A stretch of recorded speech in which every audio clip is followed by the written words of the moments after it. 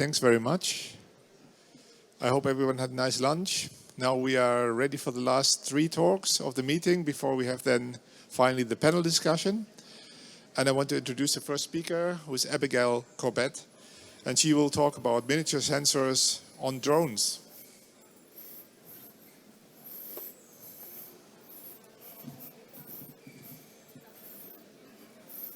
Let's go to the beginning.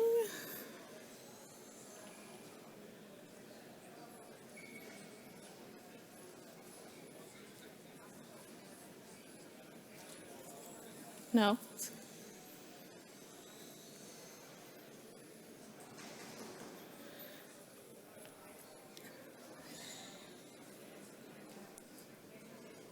There we go. I'm Abigail Corbett. We're going to go through our TDLAS system for top-down methane emission quantification from Seekops. We've been doing emission quantification offshore, as you can see in these pictures, deploying our sensor on rotary drones in that top image, and then also on the fixed wing in that bottom image. So this is just basic outline. We're going to go through a little bit of Seekops history, the motivation behind the development of the sensor and the methodology, some of the sensor specs itself, and then into the actual quantification and processing of the emissions. And then finally some uncertainty analysis and the real-world applications. So Seekops was spun off from NASA JPL back in 2017.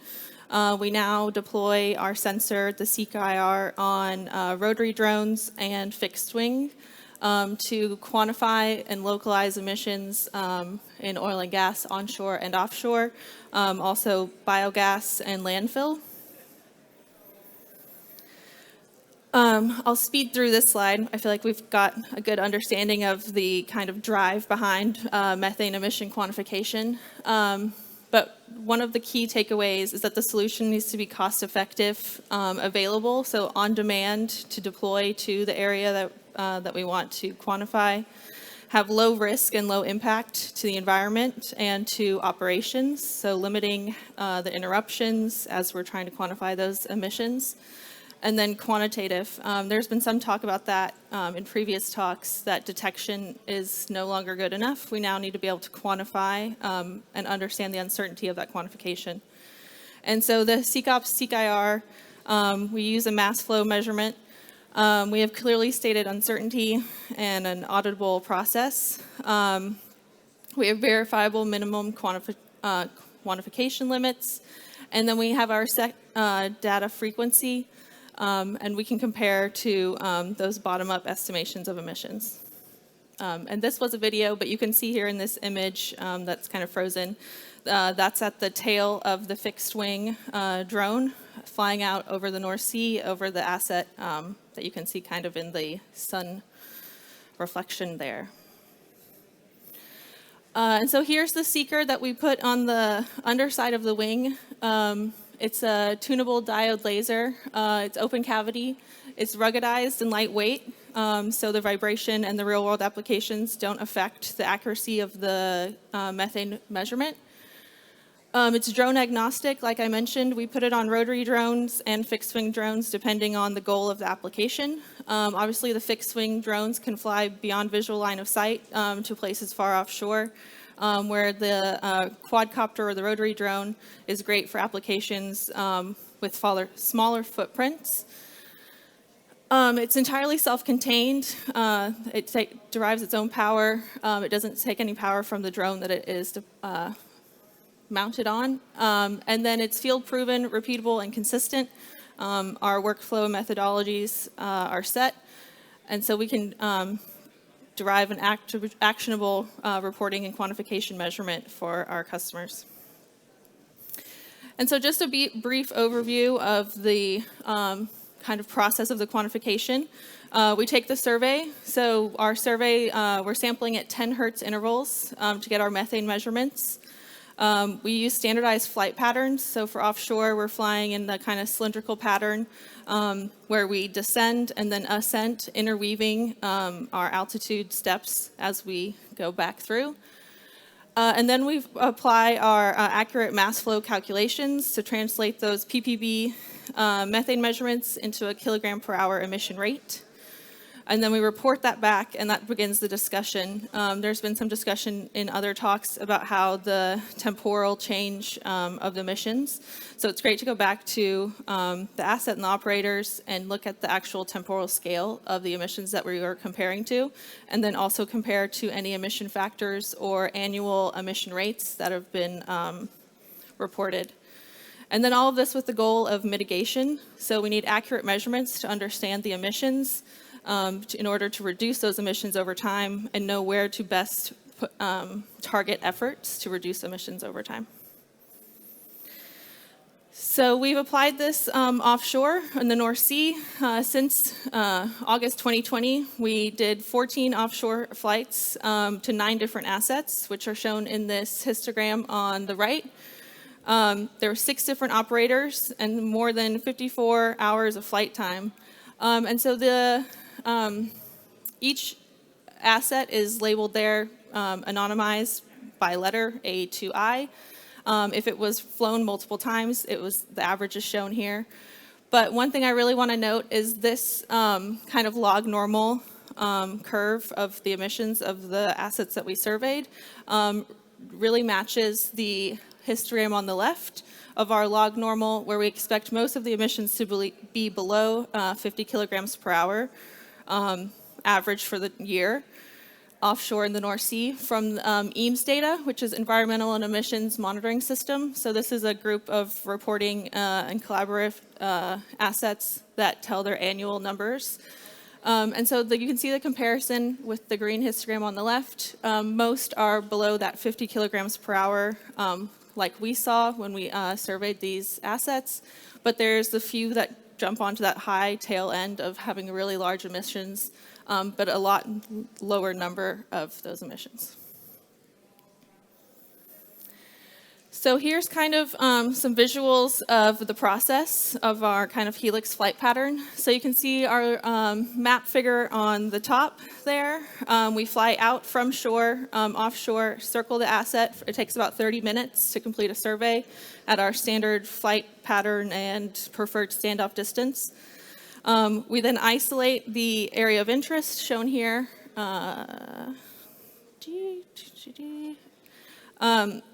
And you can see that little red circle. There is an intersection of the plume there. This area of interest is colored by methane and ppb. And then the kind of 2D downwind edge is shown in this figure here. And so you can see that yellow increase where we're intersecting the plume in our flight path. And then finally, because it's a closed loop integral around the asset, we can kind of unfold each lap and get to this kind of figure here, where we get kind of, we call it our alpha term. So that's our directional term relative to the wind direction, which denotes the most downwind point and the most upwind point. And you can see it in this curve here. So what we want to see and what we see in this lap is the high emissions are at the most downwind point, colored here by the blue low, around background in the blue emissions, and then yellow at this high peak of the curve. So we do that for each lap, and we sum on the lap and then through the entire, the integral through the entire helix. And this helps us pinpoint and localize that the emissions are entirely from within that helix. There are a bunch of assets offshore in the North Sea, so this helps make sure that we're not quantifying emissions from a neighbor, and that we can guarantee that the emissions that we're quantifying are from within that helix flight pattern.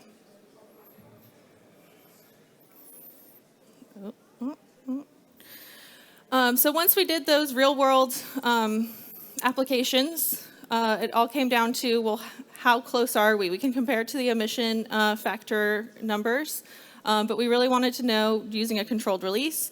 So we carried out a controlled release over land, shown here in this figure, where we tried to simulate the conditions of the offshore. So we have a crane that's 56 meters tall, releasing methane at rates between 0 and 25 kilograms per hour, kind of emulating that low end of our log normal, what we expect to see.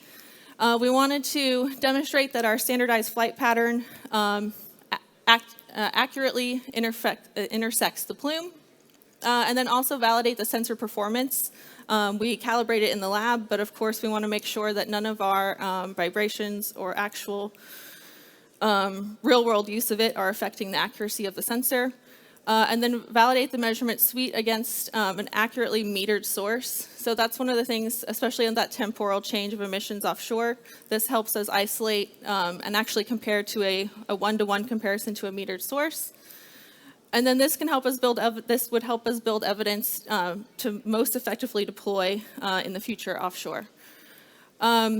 So this, obviously, the one resounding difference between the controlled release and how we've been using it in the North Sea is the controlled release was over land in the summer in the UK last summer in an uncharacteristically warm and sunny couple of weeks. So we had really low wind speed and really high solar insolation. And so that makes us have pretty unstable atmospheric conditions. So we would expect a plume to behave kind of like this figure here in unstable atmospheric conditions with wind speeds less than 3 meters per second. Offshore, we expect to have unstable atmospheric conditions less than 3 days a year. So that's our major difference. But these figures here show how we expect a plume to behave in stable and then completely stable atmospheric conditions, so much more predictable. But the key takeaways when we narrow down our controlled release to the tests where we had stable atmospheric conditions, most similar to what we would see in the North Sea. You can see here we had a controlled release test at 3, 15, and 25. So across the entire range of our emissions. Our calculated rates are shown here, and then our absolute percent error are shown. So the mean absolute percent error was 11.3% in those stable atmospheric conditions where we had our preferred data density, so our standardized flight pattern. We were also testing that in the controlled release, so some of our flight patterns were not at our usual altitude step.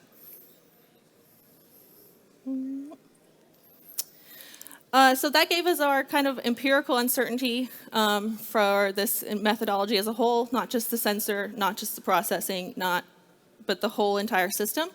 And then we also want to take it one step further. So currently we're working on statistical uncertainty analysis. So we're breaking down the equation into each individual variable, trying to figure out which is the the biggest contributor to our uncertainty. And so far we found from the controlled release, we've noticed that wind, so atmospheric conditions, and the data density are our two main drivers. So far, our statistical uncertainty is showing us the same thing. We have our alpha term, so that's that wind direction and location relative to the wind direction, and then wind speed.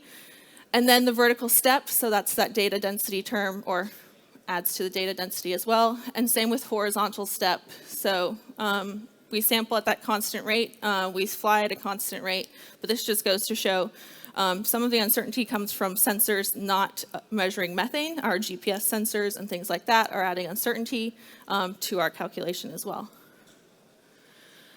So when we break it down here, we have simulated emission rate in kilograms per hour on the x-axis and combined relative uncertainty in percent on the y-axis. And this is all colored by wind speed. I put the 2.5 kilograms per hour here because that's what we were saying is our minimal quantifiable limit at the moment. And so you can see there is a huge correlation with wind speed and uncertainty. When we have the higher wind speeds, that closer to the red color, we're seeing a lot lower uncertainty. So when we crop it to the winds greater than 3 meters per second to get into that more stable atmospheric condition, our relative uncertainty drops significantly to below 30%. Across all of our simulated emission rates. Sorry, time's up. this just to plot here wind speed versus uncertainty. So you can see as our wind speed decreases, our uncertainty increases, just similar as what the plot was showing before. And to really drive home, we don't expect to see wind speeds less than 3 meters per second in the North Sea more than 5 days a year. So we have a high expectation of this working well with a low uncertainty in the North Sea.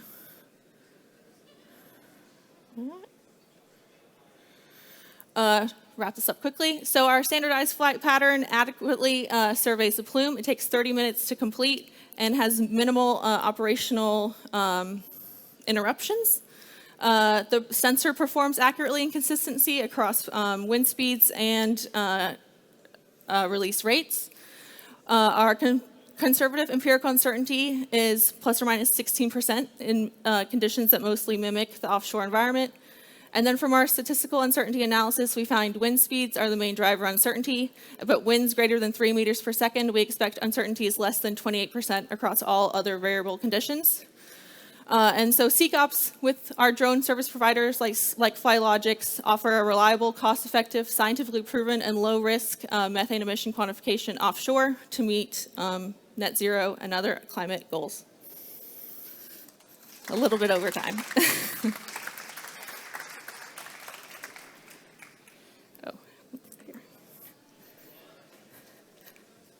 Yeah, thank you very much, Abigail.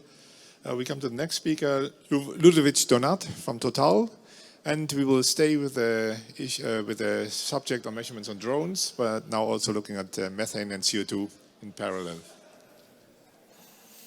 Thank you.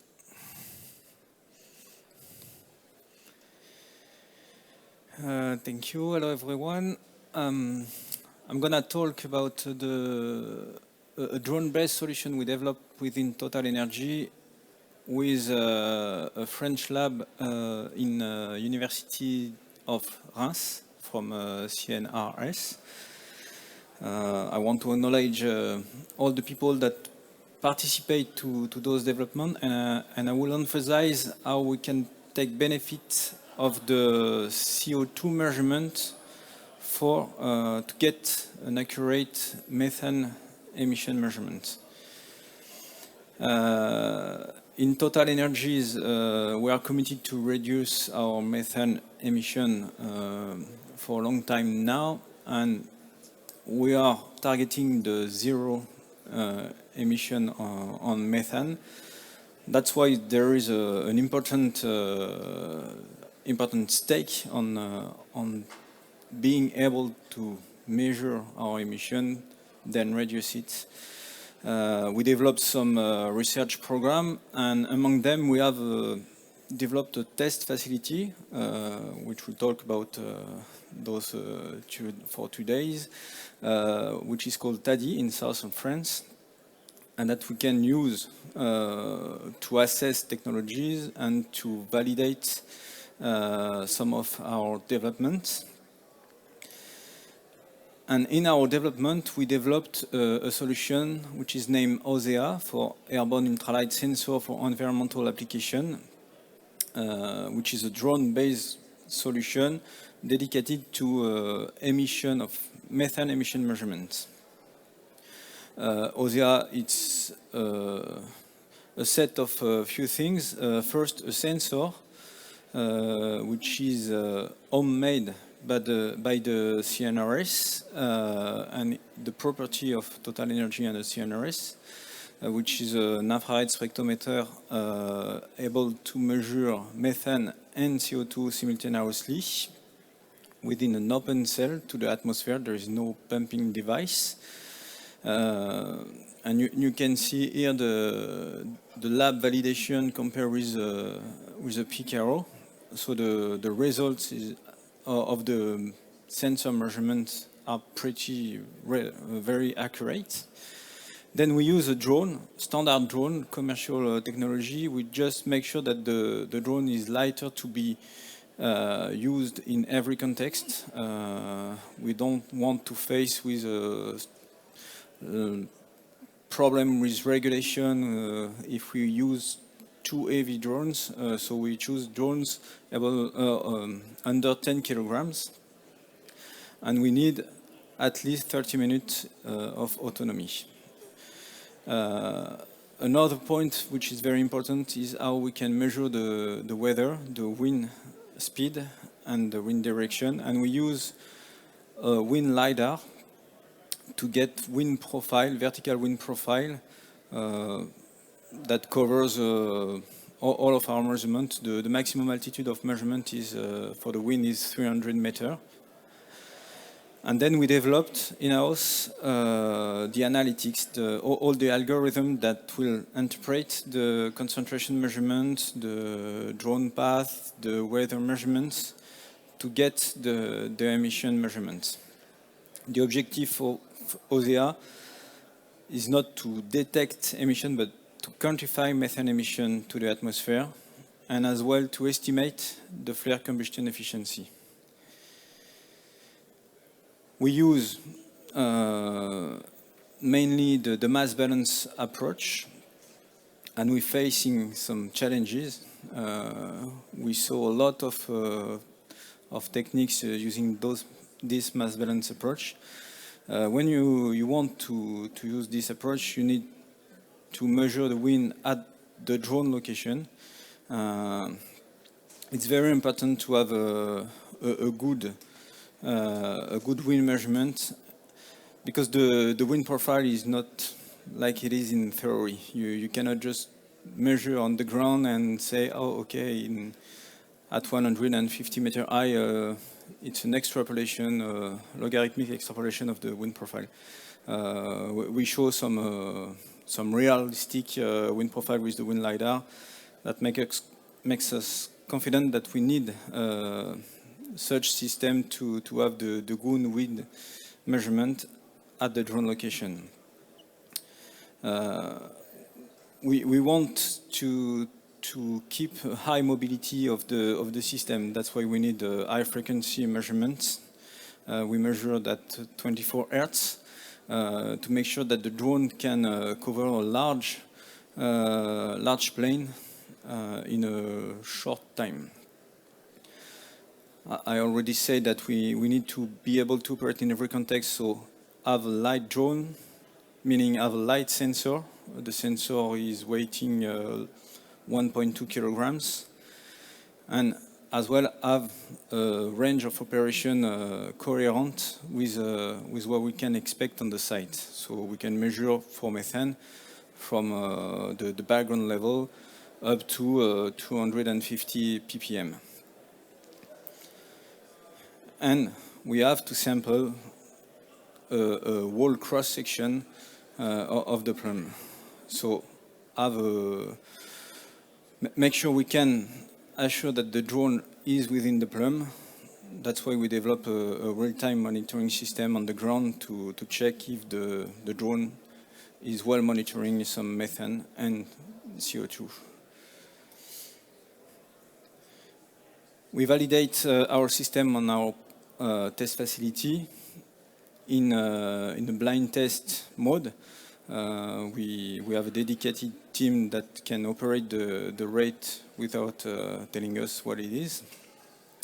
And in two sets of tests, in 2019 and 2021, we reached the performance I showed here for a range of leak rate from 0.01 kilogram per hour up to 30 kilogram per hour. It's a log range to make sure we can see all the points, and the global average error comes at 37%, and we see that we have a higher error for lower rates due to the sensitivity, the limit of the sensitivity of the sensor embedded on the drone. So now, why it is interesting to have as well the CO2 measurement coupled with the methane measurements. First, this is the objective of this slide, is to show that we can bring some validation of our measurements using the CO2 measurement, because on our installation we can assess pretty easily what are our CO2 emissions coming from flare or gas turbine, for instance. And we can make a comparison of what we measure with the drone system and what we expect. At the same time, we discussed that we have to compare the measurement with the operational data at the exact same time to make sure that the comparison is coherent. And we show that we have a good agreement. On the curve, you saw some dots that represent our measurement on several parts in the world of our operation.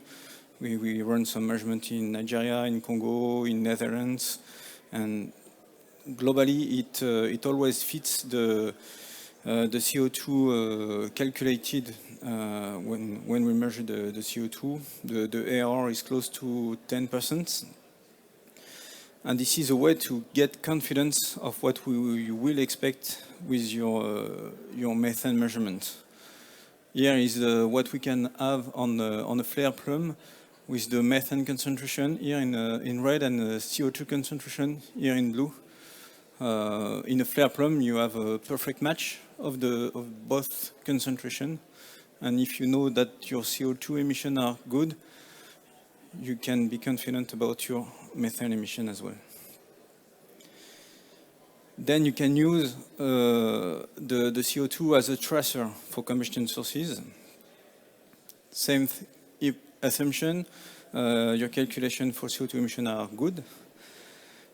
If you know the CO2 emissions, you can calculate with your measurement data. Here, for instance, the measurement we can have on a line of measurement, a perfect match between methane and CO2. We can have the ratio, methane over CO2, and then we can access to the methane emission. Advantage of this method is that you are independent on wind measurements, independent on the quality of your interpolation with the mass balance method, and you can get very much data than with the mass balance. Mass balance will provide you one data. Here you can have one data per peak you measured, which tends to reduce your uncertainty of the measurements. But you need to have process data to access to this method. And then you can monitor specifically the ratio methane over CO2 to go towards the destruction efficiency. It's a very good indicator of how your combustion installation is working.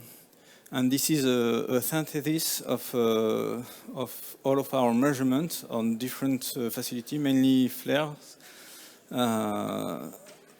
The ratio is here, methane over CO2, and here is the flow rate normalized at the entrance of the flare, of the flare.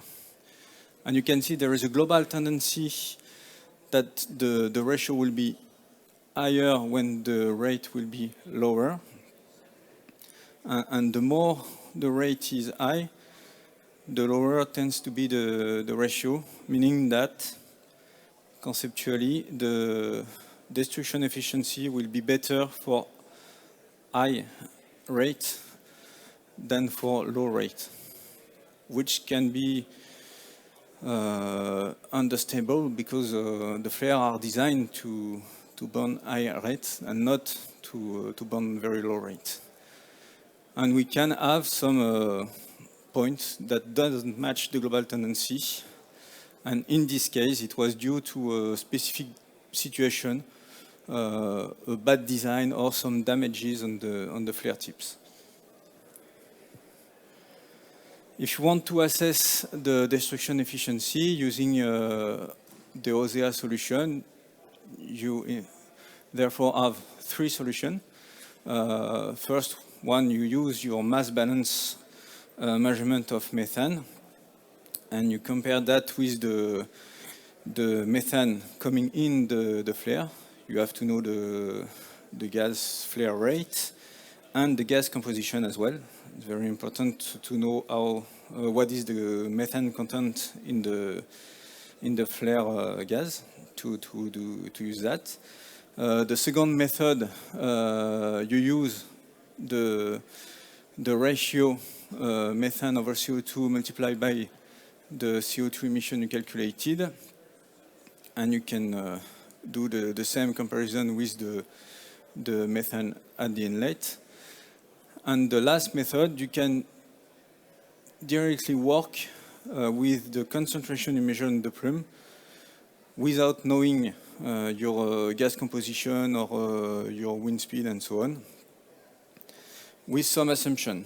The destruction efficiency is written like the ratio of CO and CO2 over CO and CO2 and unburnt hydrocarbons. If you make the assumption that the unburnt hydrocarbons are methane, you access to a new formula, and then you have to do some assumption for CO content if you don't measure it to assess the destruction efficiency. You can neglect the CO, or you can take some assumption, for instance, a ratio of 2 between CO and methane. I almost finished, my time is up. And an example here, I compared the 3 method with here a ratio, the CO is neglected, and here the ratio of CO over CO of CH4 of 2 for this specific point, and it leads to a destruction efficiency of 98%, meaning that we can expect that all those points are over 98% of destruction efficiency. So we saw yesterday that 98% can be acceptable. It's maybe too low for a lot of installation. We need to push to deeper the analysis to improve the knowing of this destruction efficiency, but the tendency is that the flare destruction efficiency is higher than 98%. And just to conclude, those measurements are part of a global measurement plan that we have in TotalEnergies. We started this year, and the objective is to monitor all of our operated assets in 2022. So we already been in Argentina, in Congo, in Nigeria, Netherlands, Italy, and we then will go in Angola as well. We'll go to Gabon, UK, Denmark, Brazil to get much more data. And each time we want to reconcile the measurement data with the process data at the time we run the measurements. Thank you.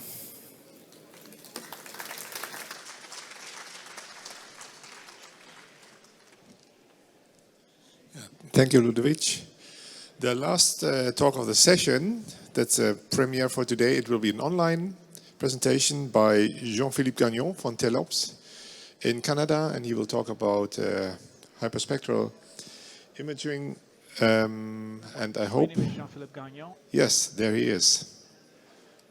Welcome, Jean-Phillipe. I hope that the connection will work and that also the sound will be good today.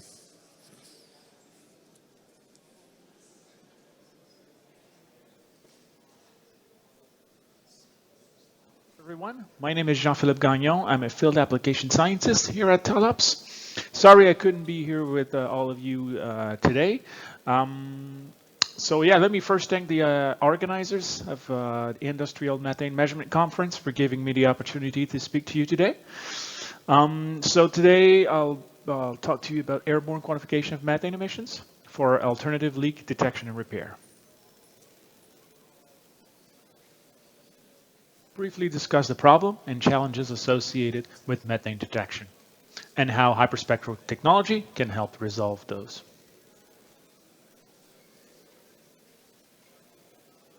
A vast regulatory infrastructure is being established to control methane emissions. For example, we've seen the publication of the OGMP 2.0 reporting framework and the European Commission's proposal for regulations of methane emissions. Similar regulations are being introduced in Canada and the US. It is expected that these proposals will lay down specific rules on when and how to perform leak detection and repair surveys. New requirements which operators will need to process, understand, and adapt to. What is clear from the last couple of years of research and workshops with scientists and industry leaders is that there's no single technology that can do it all, that can detect and measure all emission levels in all configurations. Basically, there's no silver bullet. What the industry is now thinking about is an array of sensor or a technology toolkit benefiting from the advantages of each sensor to tackle emission of different sizes. This presentation will provide an overview of how hyperspectral technology can help in performing aerial methane surveys. Turn our attention to the hyperspectral camera and its integration onto an airborne platform. The type of camera used for this task is a hyperspectral camera that we call the HyperCam Airborne Mini, which is a camera capable of decomposing the infrared light into its basic bands of contiguous wavelengths. It is a totally passive camera. That means that no laser light is emitted. And since methane is an infrared active molecule, the hyperspectral camera is an ideal tool to detect and identify its presence from a safe and non-invasive way. Don't let its very small size and volume fool you. This camera is packed with automated features and real-time gas processing algorithms, which renders its operation simple and reporting accurate and fast.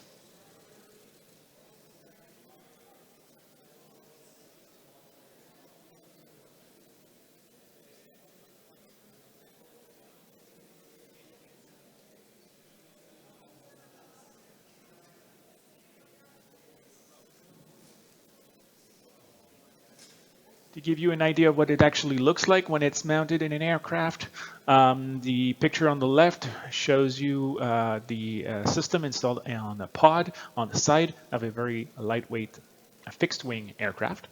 And on the right, a picture of the same instrument, but mounted this time aboard a helicopter. So both types were used recently to collect infrared measurements of methane, and the results I will show you in just a few slides. Let me present to you the experimental results that we've managed to get recently and throughout the years with this hyperspectral camera. Now, throughout the years, we've participated in a number of methane-controlled release measurement campaigns to test the performance of the system. One of the most recent is a technology demonstration campaign performed last year with GRT Gas in France and our partner Assman Technologies, who provided the aerial system. A picture of the aircraft I just showed you on the previous slide. The test site was located on the Jean-Jacques Null Aerodrome. You can see a picture on the left-hand side here in the slide. The release system here consisted of a methane canister, a flow meter, and a long perforated pipe coiled on the green tarp, which you may or may not be able to see on the visible imagery on the left. On the right, picture on the right on this slide, show you the kind of result the operator was able to see in real time. So we had at the top, let me get the pointer. We had at the top here the infrared imagery in black and white. White means hotter areas, dark means colder areas. And on top of that, there's the methane detected in pink. We've got the visible imagery here coming, and down below we've got the spectrum of the different, or the selected pixel in the image. Here you see the measurement spectral line in orange, and in pink it's the signature of methane, the compound that the software is trying to detect.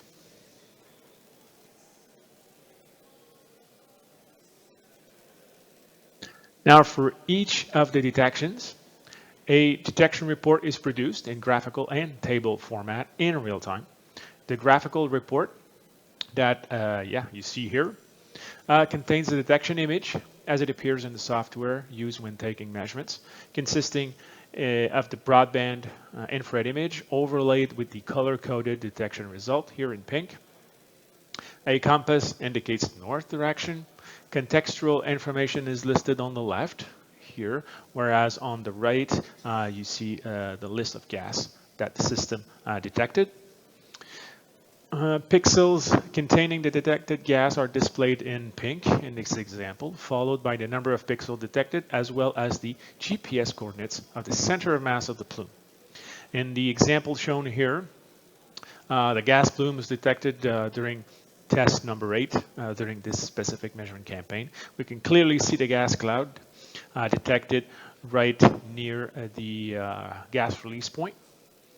It occupies 356 pixels, or 21.94 meters squared, and making a total of 9.77 grams of methane.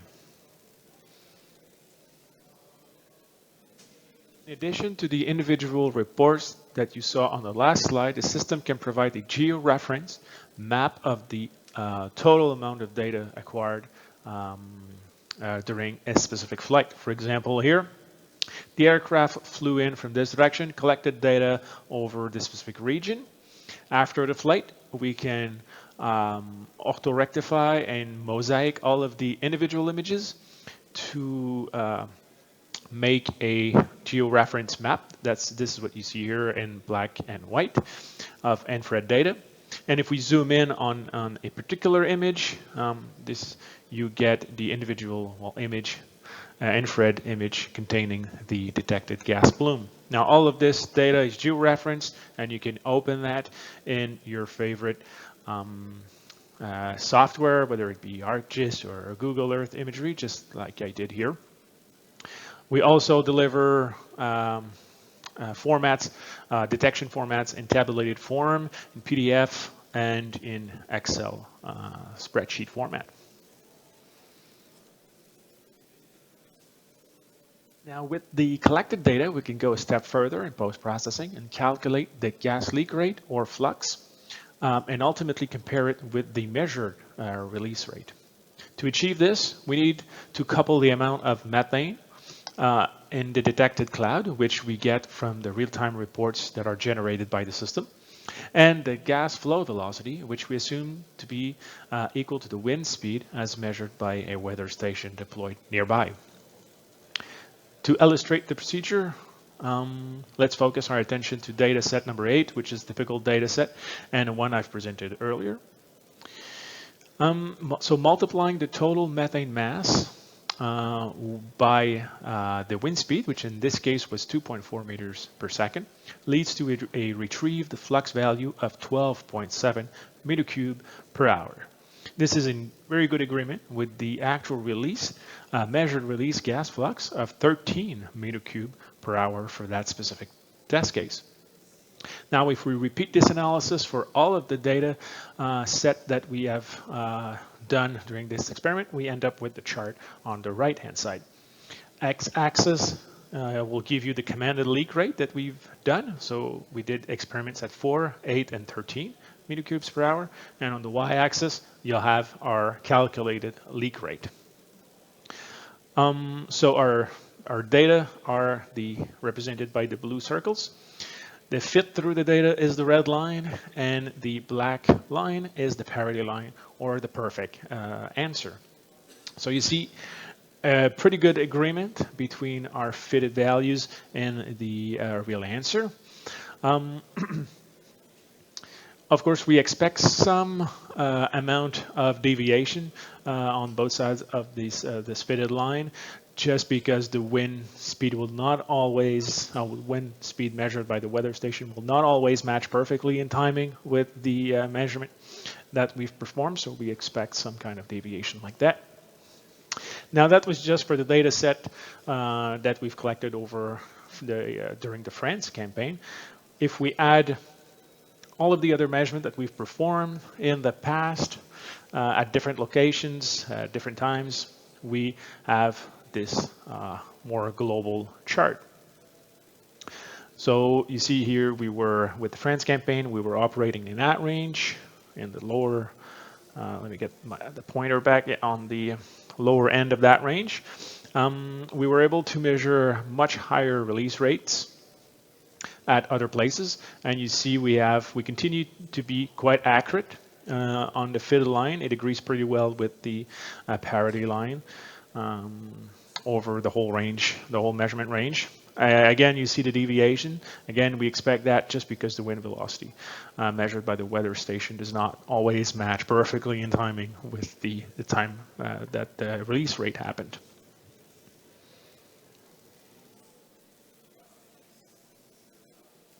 Right. The results obtained previously seem to indicate that the detection limit of the system would be around 4 meters cubed per hour, or 0.7 grams per second.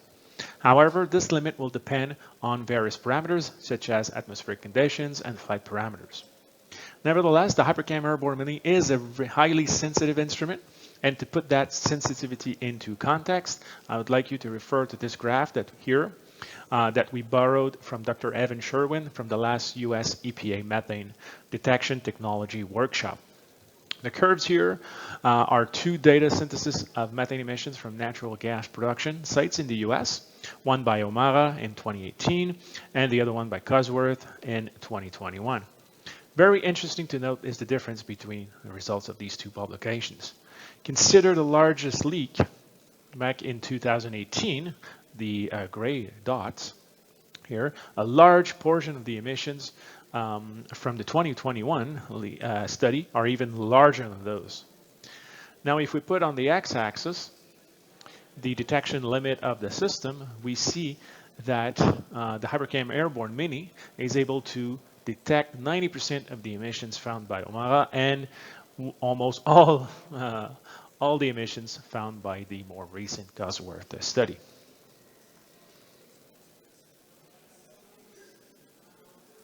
So let's briefly conclude with the key takeaways.